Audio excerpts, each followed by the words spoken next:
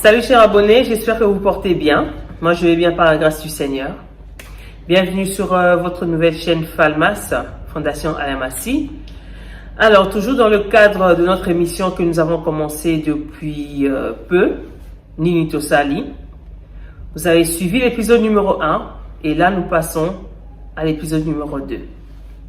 J'ai eu à introduire un sujet qui est ouvert et nous sommes tous les bienvenus pour participer, contribuer afin que nous puissions apporter des solutions, afin que nous puissions faire évoluer notre communauté. Et donc toujours dans ce cadre-là, nous allons poursuivre. Donc c'est l'épisode numéro 2.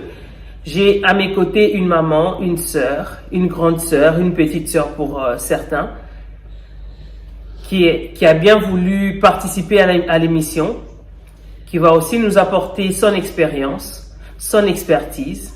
Alors, avant de poursuivre, je vous demanderai de bien vouloir partager la vidéo, liker la vidéo, et si vous n'êtes pas encore abonné à la chaîne, n'oubliez surtout pas de cliquer sur la cloche pour que vous soyez avertis avec des notifications à chaque fois que nous mettrons des épisodes nouvelles.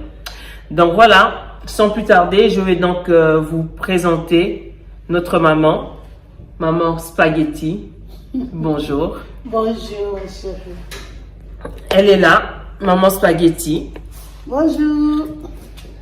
Voilà, Maman Spaghetti. Lelo naye, kokuta nayo, pour nato so la momki. Oui. Ota ete mission na biso eleka kini ntosali.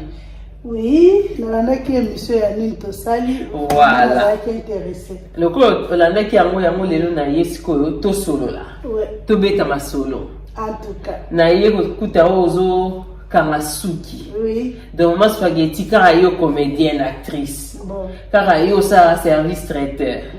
Car yo nasuki. Expliquez biso un peu. Msa mususu nini oyo salaka. En fait, naza pe pour vrai, on est tombé dans mon soeur ba flamand. Naza femme ménagère aussi. Poutine Frau. Yeah, Poutine Frau. Et puis naza pe striker.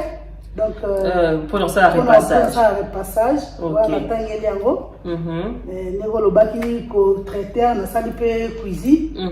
Donc na niveau ya awa, na niveau ya Europe. Donc na kangasuki na sala théâtre tout dans c'est ça qu'on a eu bien voilà.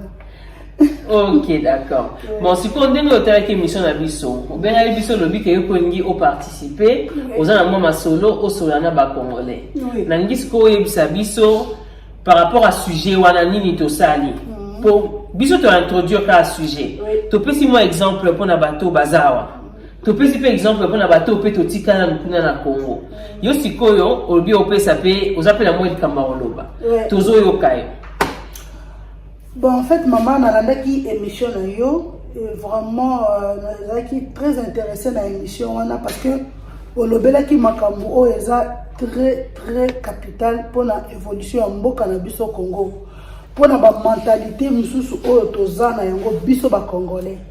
Omoni mama tango zako loba ya deux fois maya miso bimainga. Ya musuna lelaka. Ozomona parce que kota la mboka tozana yango lokola Congo.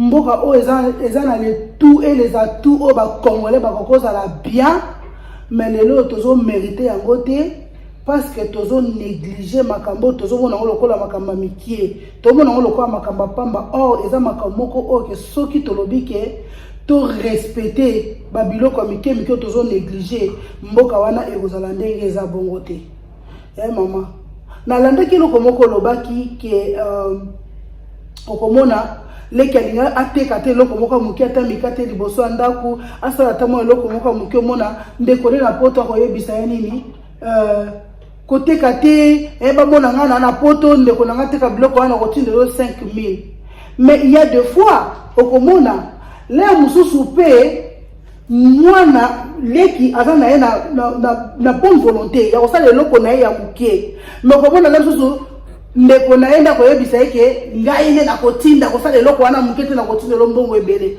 omona pela msala kimbongo wana pe ebele la msupe atindeli ete bozomona donc biso bato toza libanda ya mboka toye awa toye komona o mundela sali tant tozo zonga na Congo il fallait to même appeler évolution na mboka na biso mais biso nde tozo sala kutu ke bande ko na biso ba comprendre le côté ozo comprendre maman biso ba congolais toza libanda ya mboka mais toza pe na bolingo te tozo mona ngo soko okomona même ata libanais okomona ata ba indien ba bikolo nyonso wana awa na poto ndeka toza na poto awa soki moko asali eloko na ye baokende kosomba biloko kaka epai ya ndeko na bango kaka epai soki indien moto afongoli maison kaka bango nde baokende kosomba biloko donc ava somba eloko place mosusu c'est que indien aza na eloko wana te ozomona nazolanda mama.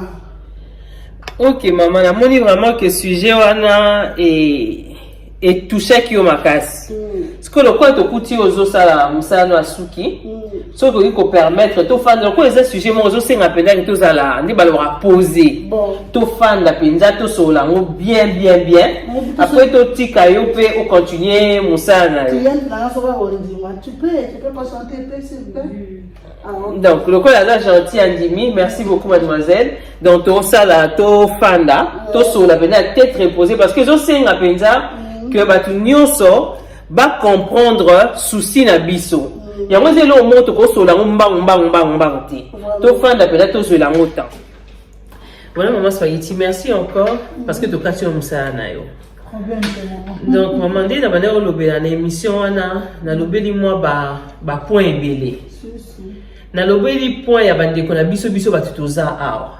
Nini to sali pour la bandeko na biso nde batikala kuna ebele bani suko sala ti. Musuta musala ki na idea sala mo musala moko biso to la kabango o sala ti na obengiso. Na lobeli pe point ya o eza que yo za awa eroke kuna oke ko laksa ko za mutambongo. Mama toza awa ebele ya entre biso awa. Bana na yeba yebete longi ya kwikite. Bana na yeba yebete longi ya mark doté. Bana na ye pour la bakela ta na pizza et au kokenda ta mercredi après midi ma bana bali ta pizza ba profiter ka so ba inviter bana ba anniversaire. Mais au moment na muto abongo era ke vacances na Congo. Ake ko liangulu na kapela $150 ekili na masanga. Ake ko liambisi na kinkole $200 ekili. Kuna zo lakisa batu kazana bomengo. Mais azo ibisa bande ko na epasi nini ezate. C'est ça.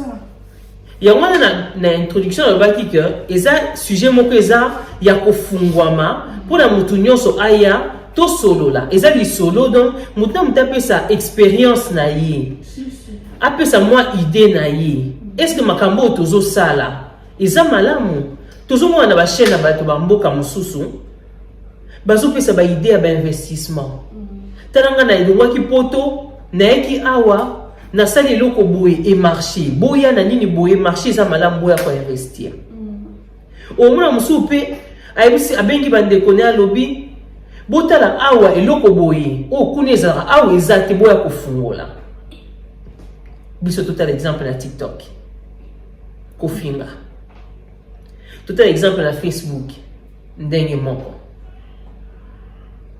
na WhatsApp ko partager émission o eza ya ko éduquer masse ba partager te émission o ezali ya buzoba ba ko partager ba ko aimer ba ko tala yango oko na tsaka boega ke buzoba mona komba mama spaghetti okomona ndenge ba vue ko matanoki eloko nini esala ke population na biso bazala bongo nini toko sala poto bimane eloko wana yo mtoza awa nanga tuza awa yo fanda pe na Congo yo oyebisa na bande ko na biso o baza kuna o baza na rêve a poto ke poto nde yo banda ta msupe ko kanisa na ndengo yo kuta poto est-ce que zande ko banda ko kanisa maman na tiki yo siko na oloba. Merci beaucoup maman merci pour la question posée nga na ina loba boye omoni eloko uti ko loba ya ke ndenge tozalaki na Afrique ndenge tobande kokanisa poto ndenge na ye en tout cas na kuti ndenge tobande kokanisa te alors eza na bato ebele bauta Afrique na explique aye poto aye kokuta ba miel ezotanga na ba miliki ndenge ezalaki na kana na poto eza bongo te eza na bato ebele baya akomi awa na poto a regrette même ki soki na yebaka poto eza bonenge na ya te posa ya kozonga voire même nanga moko na sina lobangango na lobaka jour moko na lela mpe na lobi non so na yebaki poto eza boye nalingaki natia makolo nanga na mboko te na lela même na regretta mais soko sokomi déjà place okomaki okosala kaka tout cœur peut-être obundana kaka makambo kaka evanda mais c'est pas facile mais eloko wana nakondanaka nazokondane badiaspora bato baya poto liboso bato baya poto liboso basungi jeunesse na biso congolais te oyo etikali jeunesse nyonso tu na mutu na bango na expliquaka ke fo akende poto akokozala tangi baklasse na ye azwi diplôme na ye aosala effort moko te ke asinvestir ou bien aluka mosala na expliquaka ke bandeko nanga baa na poto nakende parce que azomona nde bato bazowuta poto bazoya mutu awa na poto akokota likelemba na ye azwi mbongo asombi babilamba aomema bilamba na baetikete bakendaka te ke ake poto akeki azwa bilamba ne oyo alataka normal bilamba kaka ya bien akei nango me okomona basombi babilamba na baetikete ya sika euti magasin amemi na Congo. Alors congolais oyo aza na difficulté kobimisa le mosusu $10 po asomba bénéfice ke chemise asomba bénéfice ke lipapa amoni yo uti poto ozokataka bilamba nyonso na baetikete ya sika. C'est-à-dire pour na ye amoni ke na poto eza ya ebele bozongo na facilité oyo eza bongo te ozomona. Alors bajeune bazomona ke ngape fona kende kaka poto moyasala effort na mboka na ye eza te congolais moto akobongisa Congo. Et puis biso bato toya libanda tobimi libanda toye kotala ndenge mundele adeveloppe mboka na ye ndenge mundele apesi importance na mosala ole tomemela bandeko na biso développement wana tomela bango makambo malamu oyo biso tozwi awa mais tozokende nde koyokisaka bandeko na biso tolakisa bango ke awa toza bien oyo eza bongo te parce que vi oyo toya nango na poto misala mosusu na Congo tolinga kosala yango te so apesi osala mosala bamisala pamba parce que na Congo moto ya valeur moto ya malonga ezaka bato bazala na bureau bavocat baministre bapdg babourgmestre bato wana nde bazala important mais bamisala neti oyo ya mikie bato osala ma société azoteka na coin wana eza misala eza important te mais awa na poto mundele avaloriza misala nyonso omona mundele ye moko asemo ya kioske ne aoteka mikate na ye aoteka frites na ye aoteka mais bazopesa ye valeur na ye na mosala wana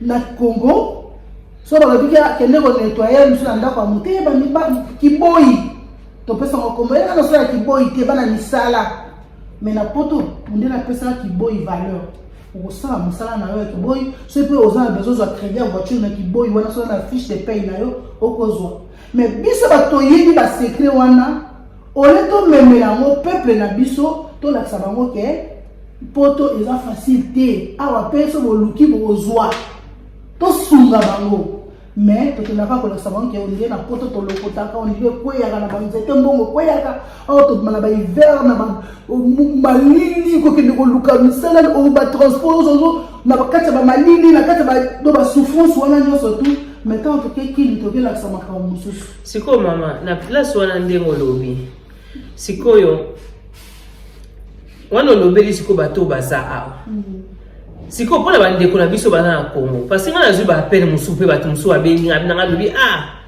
bato na biso ya Congo obi nini tosali ngai nalukaki na famille nasunga nalobi ndeko na ngai yozwa mpe oyo osala mwa eloko ofungola mwa eloko oleke famille nyonso etayela ngai tokóma mibale abi me yango nde moto elukelanga problème yo siko okoloba nini mpona yango mpona bandeko na biso mpe baza kuna oyo bafamille oyo baza awa baolinga su kosunga te mpo telema bamoni makambo ebele mpo oyo tozolobaka ezaka te ke toloba makambo oyo ya mabe oyo ezosalema il faut tolobela makambo oyo mabe oyo esalami nini tokosala mpo makambo abongo ezonga esu te nini tokosala mpo ke mboka na biso ekende liboso naza na sœur na ngai moko asi abengaki ngai mpe kaka mpona émission je pense, dans l'épisode numéro 3, à Koya, on a pas invité Nabiso, il n'y a pas Kolobela. Comme on a maman Nyota.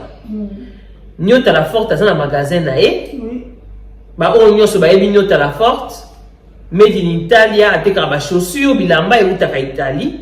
Magasin, ezali na bandane. Na ko publier pe adresse ba coordonnées nyonso au complet pour na moto alingo kende et pas Nyota la forte. Boza en tout cas les bienvenus. Abinanga lobi mama. Bande kona biso magasin ozalawana akende osomba koti na mbongo. Ako préféra kende ko somba na magasin ya turc turc afungoli kuna na Kinshasa. Azo sombe pas turc azo koti le mbongo. Turc a reçu un bon mois dans ça, il faut investir dans beaucoup en Turquie. Turc a engagé tant de Congolais à travailler pas naé, mais à son nio kolaé, à son zoé le kola nyama. Au lieu de konanga aya kosombe fana ngai, lobby na le magasin moko lobby okuna na kuma na magasin mi balé mi sa, tout ça na kuma na magasin mi balé. Et au ça nini? Na ko education mutu musu na engagé ça na magasin mi balé. So ba to bazaki 99 na chômage. Na komi na bango combien? Na longoli moko na chômage. Batika li 99. So bazala ki 99. Na longoli moko na chômage. Batika li 98. Évolution en moka yango wana. Alors que eza de part et d'autre. Côté musoli ko sunga, oyo ko pesa musala, mais de ko na yo pe era ko ya aya ko sala azo respecter pe musala ti. Mutema mabe. Pona yango sko ko koloba neti nini. Eza to pesa neti toli. Naba obaza awa, naba obaza kuna. Et ami balé pe na otuna susu, soki neti na mukola lelo, comme ça on attend na o développer ba réponse na yo. Na mukola lelo soko lobineti ozonga Kinshasa, okene kofanda. Ba ide neti nini, activité neti nini oyo na ndengo ina poto ndengo fandi ndengo observer, c'est l'observation na yo.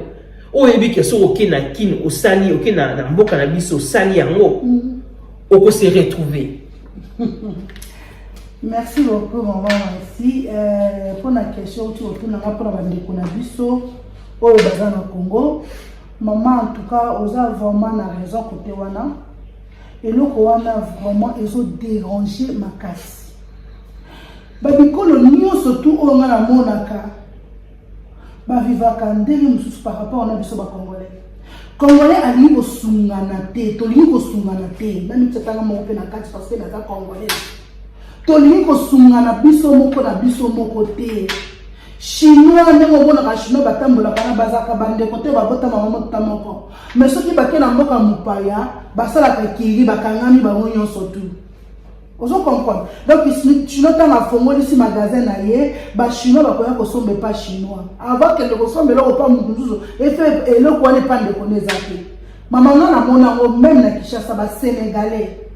Babandaki ko yandenge ni, o mona moko ye a s'installer. Asali ba ma boutique à l'oki du kimbo wazu muso akoya ayeka kana la gomme na ene la maboko njuluka auti mboka la bana.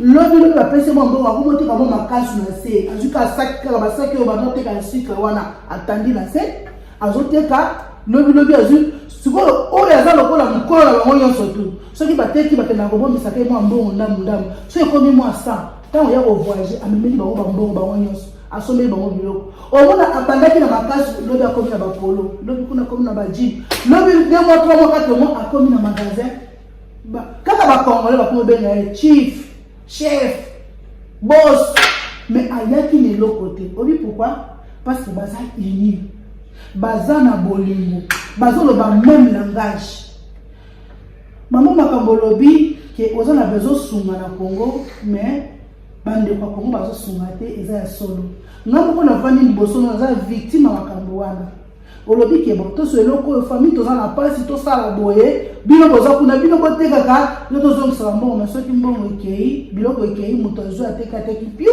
allez nyonso na mbongo no ya agence opesa ki na mbongo sombeli biloko tout nguma mais ayebi te ke yo zo ki biloko wana ndenge puis ozola ka ngonde ndenge ayebi awote lelo romona ndeko no afongoli si magasin ndenge ochikolo balikamuke bazoke kosombe pa turc ele kelanga ezaka bao batika ete na bao bazawa ndenge tofandaka na poto awa komona eloko ekoti na di mutu moko ake kodécouvrir ke eloko moko ekota na lile to na magasin moko boye soit basolde magasin mosusu balikide nde balikidaka boye mutu ndeko mpe kozalaka na ye amoni ke balikide biloko ya bien na moins cher ake asombi ntango yo kotunde aoyebi biso te azobombela okona biso bato bana babrise bato biso basi bayokaki bazoya kosomba me yo oza na ye ocope na ye estce yo osilisa liquidation nyonso na ya magasin mobima osilisa ngo yo moko nyonso ti wana nini mpo ndeko na ye azwa te aganye te combien de bacongolais bazoferme bamaison awa na poto asali maison africain lobi ekangami mpo na nini bakoposa bakende kosomba epa baindien epa bapakistanais epa banani baosomba biloko me ya ndeko na ye moko akosomba te. Mama tema na mesika parce que point au lobby ya bapakistanais eza eloko moko oyo ezokamwisanga. Je vais quand même intervenir en français pour que ça soit compréhensible pour ceux qui ne comprennent pas le lingala. La plupart de maisons ou des magasins exotiques africains ici en Belgique, ou je dirais en Europe même, finissent toujours par fermer. Ils font faillite. Oui. Pourquoi? Et pourtant, nous avons une grande communauté qui consomme des produits africains. Mais pourquoi ils font faillite? Parce que nos frères ne veulent pas participer à l'évolution de l'autre. Nos frères, quand ils viennent chez nous pour acheter, c'est toujours dans l'esprit du gagnant-perdant. Ça veut dire, au lieu d'avoir le gagnant-gagnant, tu lui donnes de la bonne marchandise et il te donne le prix qu'il faut, il voudra toujours marchander. Mais lorsqu'il ira acheter chez un Pakistanais ou chez un Indien, il ne va pas marchander. C'est 5 €, il paiera 5 €. C'est 10 €, il paiera 10 €. Mais lorsque c'est chez son frère congolais, 10 € à 10 € est cher. C'est maintenant 6. 10 € à et dans quelques jours, lorsque tu vas réclamer ce qu'il te doit, ça deviendra un problème. Ah, on a 10 €. Attendons, on va faire un calcul. Si à chaque fois, tu dois laisser 10 €, 10 €, 10 €, 10 €, 30 jours fois 10, ça fait combien? Faites les calculs. Et pour finir, si tu dis non, il ne viendra plus acheter chez toi. Il va l'acheter chez le Paki. Et il sera le premier à te faire de la mauvaise publicité pour dire ah, ça maloba mabe, ah, yé, ça monte à mabe. Méchante. Aza très méchante, elle est hautaine. Et du coup, tu vas perdre la clientèle comme ça. Et pour finir, tout ce que tu avais comme marchandise pour les produits frais, tu seras obligé de les jeter. Et tu n'arriveras pas à atteindre tes chiffres. Parce que si tu ne vends pas grand-chose et que tu dois à chaque fois jeter, tu travailles à perte. Vraiment. Ce qui fait que pratiquement tous les magasins exotiques de nos frères finissent toujours par des faillites. Comment vous expliquer un Indien, un Pakistanais qui ne mange pas le pondou, qui ne mange pas le fumbwa, mais il me doit que le pondou, il me doit que le fumbwa. Na fumbwa on va tani no éviter. Na pondou on va tani no éviter. Réfléchissons un peu. Si nous voulons vraiment évoluer, si nous voulons vraiment aider nos frères,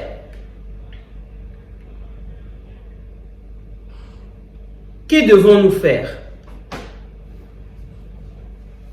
On doit les enfoncer à chaque fois. Ah, bien, on les achète.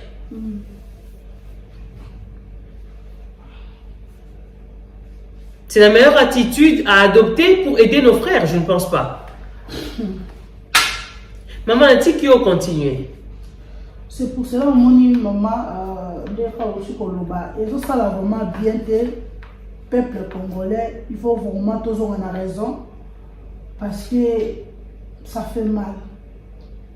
Les lois toujours se retrouver dans la situation même dans le pays na biso et là comment ils ont avancer c'est parce que toujours ont conscience bande on a biso pe au bazar na Kinshasa et belé balelisi bande ko bazar na poto ndeko ya tinda kombi et pour la transport tinda ta ce qui loko ba benga ce qui 207 et tout ça la transport mbongo koya yaya koboma nzoto akokota bacrédit asali bamakelemba asombi atindila mambongo ya mai ntango 207 ekoma na Congo na ndenge mbongo kokota na ndenge kame kokufa na ndenge kovanda likolo ya mabanga ndeko na atikali komona te eloko te.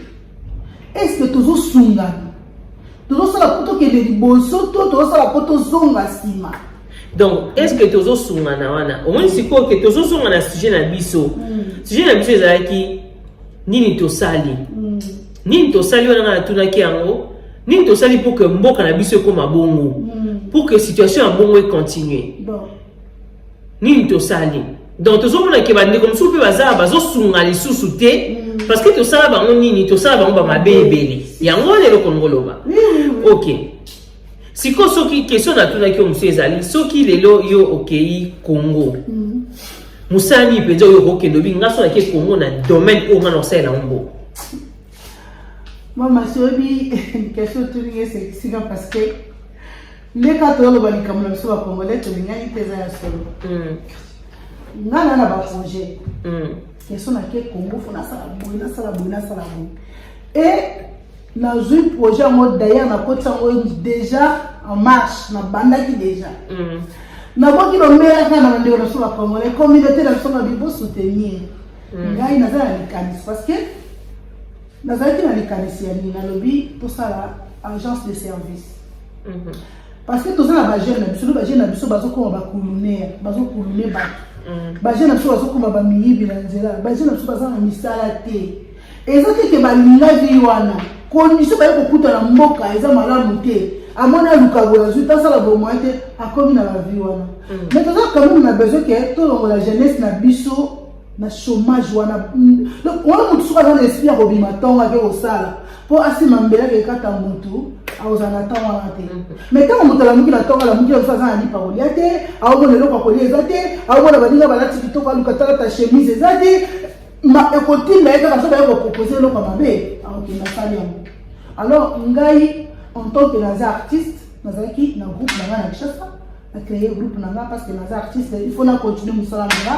Alors nazwaki makanisi soko ye na mboka bato eloko liboso batalaka makambo ya malamu nde yo kozwa ulaki na makanisi nanga na baprojet nanga na lobi ta nasala agence de service na engagé bajeune kosala bajeune oyo bakozala wana mpona kosala basécurité neti donc agence multiservice donc on ngotia neti service à sécurité donc traiter les domaines nanga na tiango na kati ba jeune baza kuna ba jeune fille baza ba jeune garçon baza oyo pe batangela to encadrer bango soki ba fête eza ba nini baza wana bazokende kolamba bazokende ko servir donc ba test d'accueil en tout cas elle a multi-service na kati agence nanga na kepe na jus la maison na jus bureau nde naza déjà bureau bazobongisa makambo nyonso surtout mais na leli communauté na biso kala bibo soutenir idée ezali makanisa malamu eza mais loboko moko nde bakoko baloba elongola acidité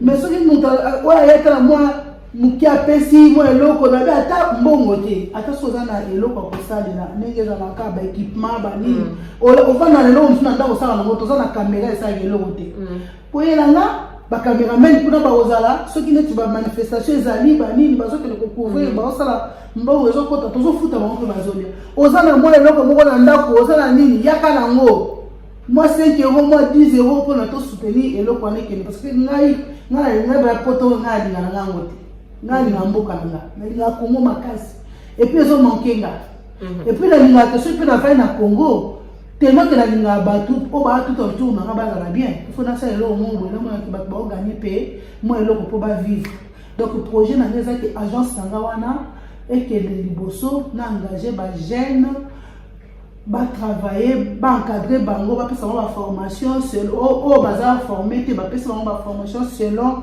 ba domaine où se trouve ça na kati kuna ba cameraman to encadrer ba cameraman ba monteur to encadrer ba ménagère et tout donc tout na kati yango projet eza ndenge wana c'est ça.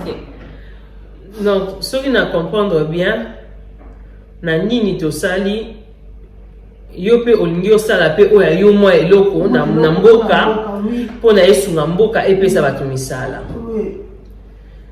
Siko na nini to sali yango tozo sola siko masolo yango nini to sali be nini to koki kosala. C'est ça. Bato siko ya osala nde siko yo bazati.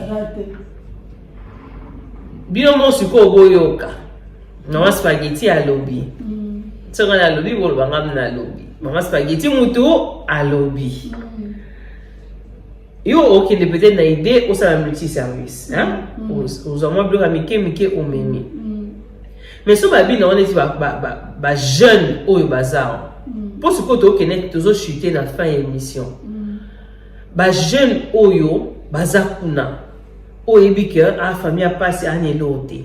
Ce que bi au conseil, net musani au conseil na mito asala. Pour le haut l'accès valeur ya musala, baye ba ke musala ya pas mizati.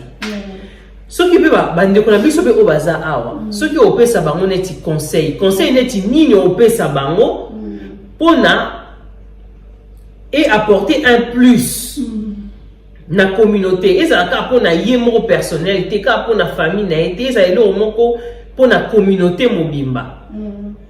Conseil net nini opesa bango. Bon na obanda tout d'abord na awa pe na succès na Congo. Na ina epsa peuple congolais, communauté na biso congolaise, bisika nyonso bazali.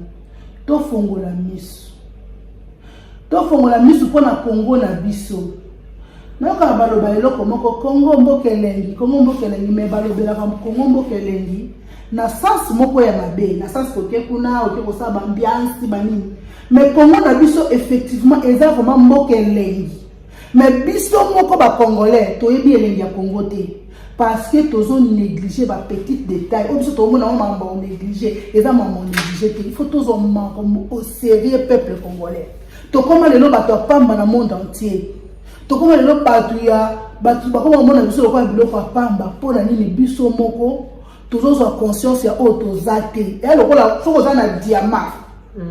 Aussi bi diamant o yebi valeur à diamant wana te o ko zo même libanga diamant o teti ngana yebi mutu mona yeba asomba pantalon moko atambola nango pantalon ezali na diamant na kati ba sentir na diamant fait la bato bazala mso azo voyager a bombi pona ba mona te alors ta pantalon ava mbuma moko tanga bimisi mbuma na tali amona elo mobwe na mabele o so ezali il fallait que ta asokola azui libanga sanini ateti tanga teti amona ba diamant na kati ezongeli alors que tu as un compteur de ces médailles de mais ne pas penser à perdre valeur parce que panzi Congo biso moko to panza ngona maboko ezo perdre valeur et ezo ko affecter na biso moko ba congolais partout tozo kende toza na valeur wana et pourtant que Congo ezala ki na valeur pona nini toza na bolingo te toza ko se soutenir te tozo yokana mawate congolais ni intérêt personnel yemo kaka ba mone danser ba benge mo pao au grand prêtre ba pese ba kombo wana yoki mapeke mati non tango yozo oza bongo muninga mso azolela tango yozo bongo kuna na shaba kuna soki na mboka wana na Kivu batu bazokufa tozwa au sérieux mboka na biso kita ya Congo ezobeba ezokufa na likolo tina se donc eloko wana ezosala vraiment passe yango na biso tobimi libanda mboka toye na mboka mundele tozomona nde mundele aza ko évoluer mboka na ye mais mundele azoza au sérieux makama mboka na ye soki atie loi na ye moko mundele aza ko observer loi wana soki asali likambo na ye akolandela ngo tina suka mais na Congo eza bongo te. Mais biso to bimi quand même ça ma sel biso ngolu poto ya ko observer ba ninga comment est-ce que bazo vivre toi même on peut pas la biso peut mboka na biso pe lobi est développé mutu alibanda kwa développer Congo te, mutu alibanda kwa sunga congolais te. Yo moko congolais, yo ba ndoki ya congolais et za congolais ye moko. Mais pourquoi tu poses ba ndoki ya biso na biso et pourtant que toza bandeko. Président Mobutu abaki to papa moko, maman moko, ekolo moko bokonzi moko do toza bana Congo. Alors tant yo zui eloko malamu, pesa minga. Tant yo zui likanisa malamu, fongola pe ba minga. Tant moni moninga zo de la sungaye, ko sungaye te ko sunga ye kaka lobi sungaye po yepe atele makende liboso asunga pe ba mususu. Po ndenge nzamba sala mokili ezalaka na mutu moko oyo ayaka asala likambo munene po ba mususu bapambola tomona ata na ba Bible David azalaki mwana ntuka ntango ye aganye Goliath moko mboka na bango soki kimia te donc nzamba etizaka mutu moko mutu yango eza yo Congolais ozotala nga okaza teke Congolais mususu kaka yo na nga donc biso nde butu fo tosala po mboka na biso ekende liboso. Et puis, pour la jeune à Congo, jeunesse congolais, beau fongo la miss. Moussala ya zoba ezate bakosa biso. Bakosa biso makandike to mona ka musala neza ya zoba poto sala gate to baluka ndengwa to sengaka. Mbongo ko senga si sa capacité. Et si ça a mutu valeur. Et si ça a mutu valeur. Totel ma topona misala te musala nyonso eza musala bilanga awa na poto eza musala bato mbongo ya bango ezalaka na héritage donc koko atikela mwana tikeli bakoko donc baza bilanga pe baza na mbongo osakana te ba élevage eza musala mbongo bato mbongo poto baza bato basaka ba élevage o baboko na bibwele eza musala sonte pêche ndenge moko mundida tika pêche na héritage oyo koko azaka pêcheur moi tikeli mwana na ye mwana tikeli donc bongo mais biso po na biso misane comme quoi soki mwana mwasi moko abali pêcheur abala kutu pêcheur mais ça musala bongo tozala ba mai toza fleuve Congo tozala ba lac Kivu ba lac mai tombe ba mbisi kutu kune bujama te leso to comme na ba pêcheur a solo gaba na ba bateau de pêche na Congo to kufanzala. Pour nous donner des politiciens, des bateaux de pêche, nous sommes tous na poto, so ko en France, mutu moka tele mika to chapara 10 euros, Belgique to sala 10 euros, biso moka ana communauté congolaise. To sala moka to kanza to mata 3 bateaux de pêche na biso. Je pense que la maman spaghetti émission et on va à 5 heures. Maman comment ça na ba bonne mais comment donc. To sali boy, le roi les épisode numéro 2. So ba idée mususu zanango to prévoir émission mususu épisode mususu oyo to tikelo sultan o pesa su ba idée mususu olobi que yo za la formation ya strike donc ya repassage ozana oya ba poutine frau ya nettoyage ozana oya ya cuisine oza susu artiste donc ozana ba formation ebele donc dans l'émission koya soki ozana temps to pesa sultan